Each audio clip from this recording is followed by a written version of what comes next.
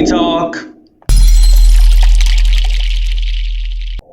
Hi, welcome to JOA. If you're new to my channel, please click subscribe and click the bell button so you'll be the first to know when I upload. I'd appreciate it if you do subscribe and click the bell.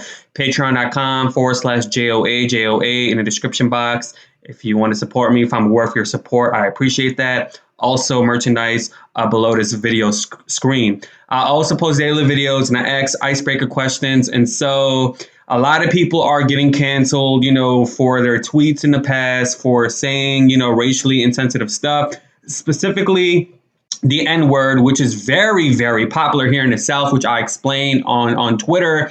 And I had the uncomfortability for even writing this, although it's more of a factual statement, because it has something to do with the N-word. And here's what I said.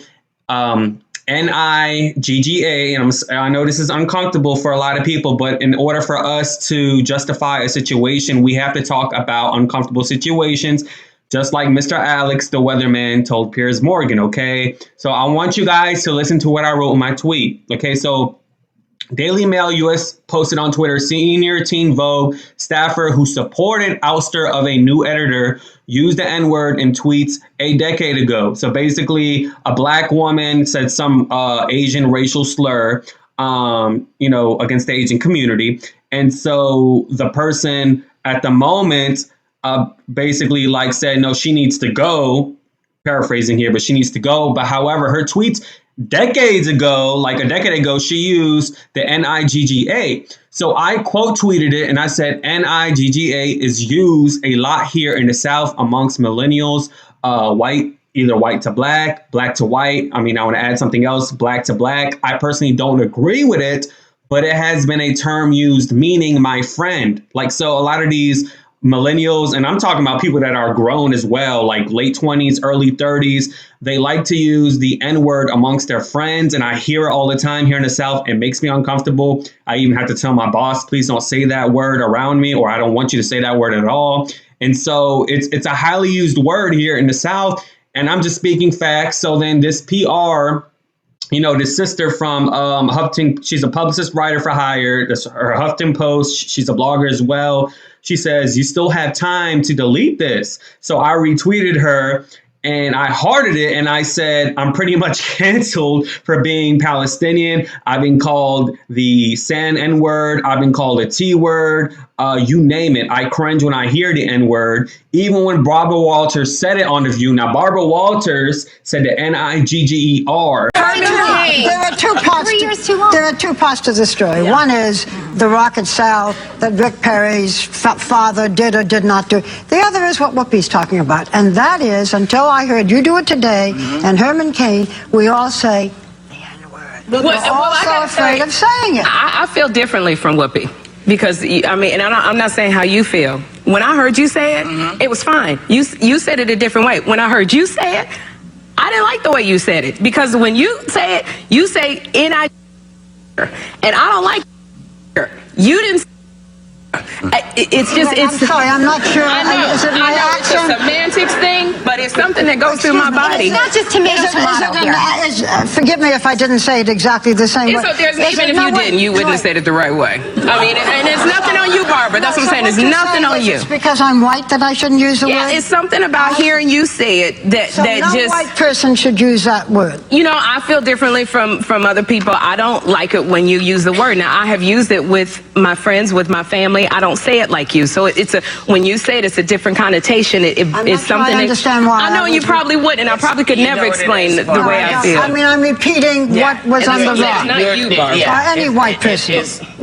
She said it when it was. Reporters feel like they can say that, and even Sink from TYT said, if you're reporting a story and you have to say N-I-G-G-E-R, that's acceptable, but I don't think it's acceptable if you're not African American because it's just highly uncomfortable. So I said, even when Barbara Walters said it on The View reporting a story, it's highly popular here in the South, and the young generation says it a lot. So obviously she probably didn't read my bio because, baby, I am first generation Palestinian American. What her ancestors went through is almost, or at least equivalent to what Palestinians are going through now in Israel. So I want to know, what do you guys think about the situation? It has ties to this video story, this video title. So let me know in the comments below if I should delete this, because I'm not about to be censored. I'm just speaking facts. Baby, I'm not, this cancel culture stuff don't scare me, okay? It don't, all right? Let me know in the comments below. Let's get to the video. Why'd you want to sit down and talk today? Oh gosh, there's so many stories, you know, and I want to explain what happened. I'm not racist, neither is Piers racist. Walk us through what happened on Wednesday. Wednesday, I arrived at the studio late. One of our showrunners was going up the stairs. She said, "Do you want to clear up the Piers thing again?" I said, "Hey, if you want me to, I will." Then at 8 minutes to 11, our showrunner says, "How do you feel about maybe one of them doesn't agree with you?" And I said, "Well, that's all right too." "Okay, thanks." There was a situation in February. Carrie-Anne was given a question to ask Elaine, and Carrie-Anne didn't want to ask it, but it came from the producers to ask Elaine. And it was, if black people can use the N-word, why can't white people use the N-word? I would love to hear what you have to say. Which is a very naive question to ask. We all know why. So Elaine got very upset with her response. Carrie-Anne started to cry. So we agreed we would never surprise each other with questions if we thought the other one hadn't been prepped. And we said we will never put ourselves in this situation again where we set each other up. So we all agreed as women, got your back. I finished saying what I'm saying, and then Sheryl asked me these questions, which I didn't know, and they were written questions, and then Elaine's reading her questions. Stand up for anti-racism. And I'm like, I've been set up. Don't try and cry, because if anyone should be crying, it should be me. And I went like, how dare you all do this to me? I'm your sacrificial lamb. So in the break, I'm like, talk to me, Sheryl. Talk to me. What is going on? She wouldn't. I lost it even further. So Sharon Osbourne says she's been blindsided. Sharon Osbourne says she's been blindsided, but actually, factually, the producers were going up to her several minutes before the show, and they asked her, "Hey, Sharon, would you mind us talking about your tweet in support of Piers Morgan?" Now, I talked about this whole situation. You know, the talk has extended their hiatus because there were actually excessive situations in the past where Sharon Osbourne have been, you know, she's been really like, you know, mean to people of color, to black people and stuff like that.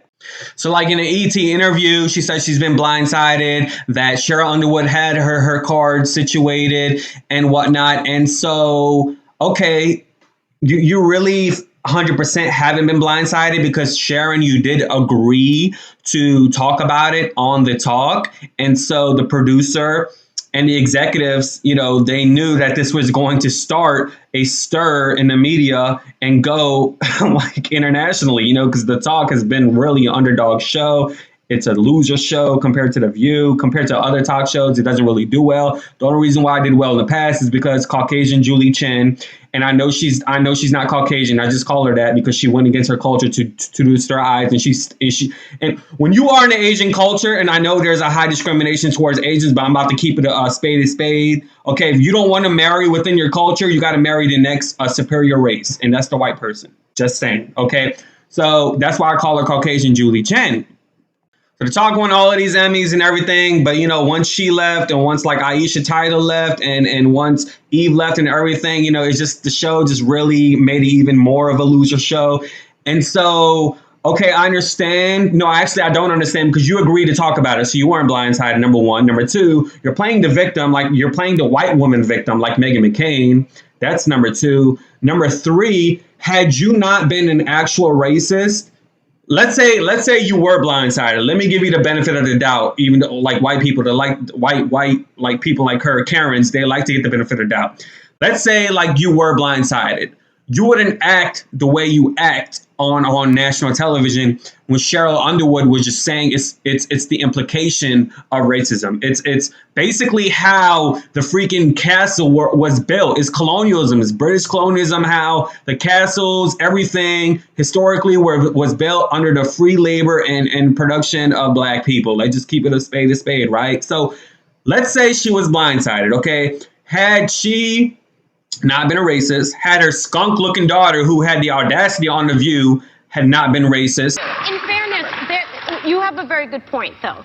There are a lot of Latinos here in this country that do agree that the immigration problem is a problem, and it does need to be addressed, and it does need to be fixed. Interesting. But making those comments, those racist comments, do not help. And if you kick every Latino out of this country, then who is going to be cleaning your toilet, Donald Trump? Oh, that's no. In the sense that, no. You know what I mean? Like when I'm saying there's more jobs to be in LA, they always but they Latinos are not only the only people. I didn't mean it like that. Come on. No, I would never mean it like that. Okay. Like, I'm not part of this argument with. I think what you're saying is that Trump himself needs to look out probably relies on a lot of these people that he's insulting. I think, you know what? Donald Trump, like many people, says a lot of stuff for Zane. Yeah. And so Sharon Osbourne would have handled that in a professional way. I don't care if you were blindsided or not. You're supposed to be a professional, and you've been in this industry long enough to know how to handle yourself in awkward situations. You were in a situation that was equivalent to a breaking news situation, meaning you were under a blindsided story situation. If I'm on TV, or if I'm reporting a story and a producer says, "Hey, JOA, we have breaking news," I have to be professional enough to be able to handle that. I mean, because why did they hire me? I'm supposed to tell you the story, right? I'm supposed to be able to handle what's going on at the last minute without being prepared. You see what I mean? So the fact that she wasn't prepared to hide her racism just proves she's a racist, number one. And she got mad because she got exposed. That's what she's calling "I've been set up." No, you haven't been set up, baby. You've been exposed for the decades of mistreatment of people behind the scenes, of decades of trying to get Holly Robson Pete allegedly fired for being too ghetto, or Leah Remini allegedly trying to be fired for being too ghetto, allegedly for trying to even get Leah Remini to be on your side at first to get Holly Robson Pete fired, allegedly. And so since Leah Remini was not about that life, you tried to get her fired as well, allegedly. Okay, so Yashar Ali, like, you are the MVP, but what I need you to do is do an investigation on the View, because baby, Meghan McCain is in the View, got skeletons in their closet behind the scenes. So I need you to because he covered the story about the View as well with Barbara Fredita, the woman that called Sunny Hostin low rent. I need you to continue that investigation about the View, because it hasn't gone viral like the Target. Okay, the Jeffrey Goldstein, the president of ABC, is stepping down. Has been there for 2 decades, and he just wrote some PR BS. The woman that looked like she from Scooby-Doo, like, or the Magic School Bus. What's her name? Hillary McClowan is left. And now Barbara Fredita got ousted and exposed after even like several years. She should have been fired way before. So I need you, Yashar Ali, to do an investigation on The View so we can expose those Karens behind the scenes that are in charge of promoting people of color and black people's salary. We need to expose these people.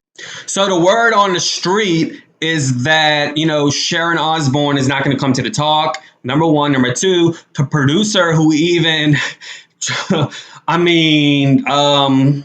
they may get fired as well because they caused this big stir. And then if you want to fire the producer that was in charge of that story, you also need to fire the executives that were